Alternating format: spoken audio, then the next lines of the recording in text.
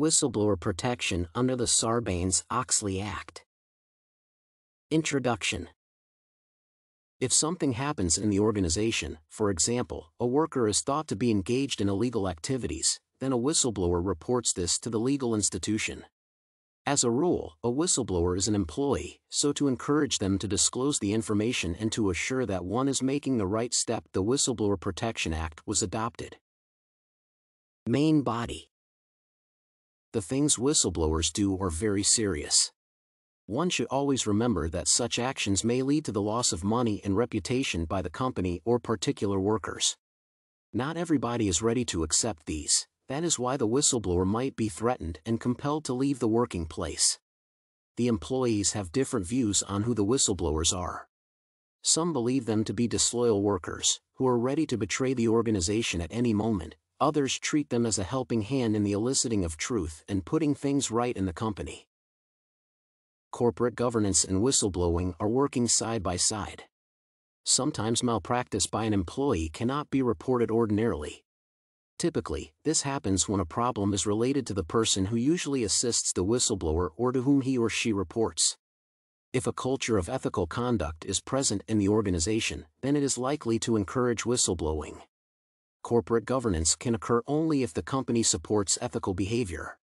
To show this, it usually provides the workers with an opportunity to report some complaints and suspicions through the arranged channel. If such things are not motivated, a whistleblower might be afraid that his actions will be considered misconduct and some kind of punishment will proceed. However, this person seems to be stigmatized in ethics and shows a high level of understanding and respect for the rights of others. A whistleblower is also a person of courage and moral principles, as the revolt against some violations presupposes such qualities.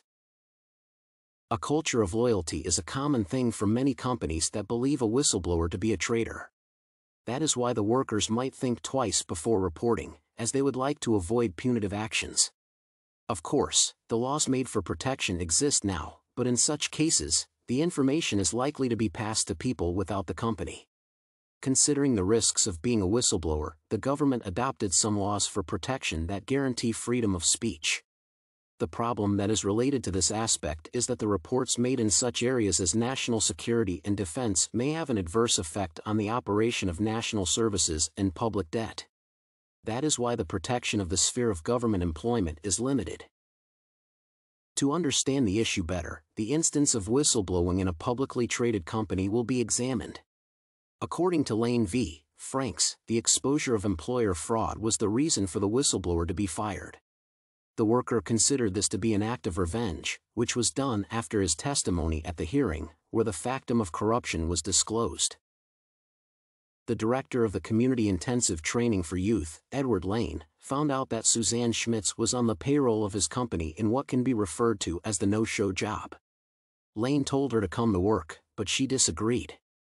Steve Franks, the president of the college, where the company was located, warned Lane that if he fires Schmitz, they might have problems.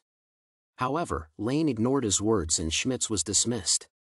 While talking to her coworker, Schmitz said she wanted to get the director back for that. She was sentenced to 30 months in prison and ordered to make restitution of over $177,000. After this had happened, Franks fired Lane. Lane claimed this to be retaliation and sued him. The federal district court supported Franks. The 11th Circuit held that there was no remedy when the employee was fired in revenge for turning in a no-show officeholder who was tried, convicted, and imprisoned. However, the court rejected this statement as in the majority of cases there was broader protection of the free speech rights of public workers.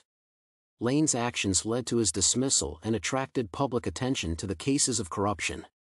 The lower courts claimed that Lane did not experience the irrevocable mistake, and the testimony against Schmitz was a part of his official duties and was not related to public concern. Conclusion. Section 806 of the Sarbanes-Oxley Act, SOX, protects whistleblowers who can prove the act of fraud and are employees of public companies. It is forbidden for any other employees of the organization to be engaged in retaliation. Unfortunately, the employee is not defined in the Act. Thus, the defendant was able to find a loophole and won an action.